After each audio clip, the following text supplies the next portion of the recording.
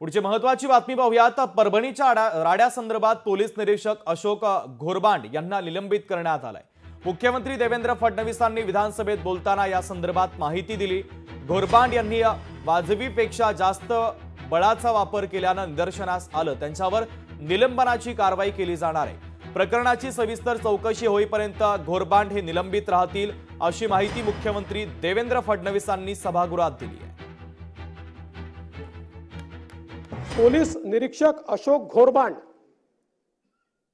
यांनी वाजवीपेक्षा जास्त या ठिकाणी बळाचा वापर केला किंवा रॅशली बळाचा वापर केला। निश्चितपणे याची चौकशी केली जाईल आणि चौकशी होतपर्यंत अशोक घोरबांड यांना त्या ठिकाणी सस्पेंड केलं जाईल आणि त्यांना सस्पेंड करून याची चौकशी पूर्णपणे केली जाईल की त्यांनी वाजवीपेक्षा अधिक अशा प्रकारचा या ठिकाणी बळाचा वापर केला आहे का। लोकशाही मराठी ऐका, पहा, जागरूक रहा।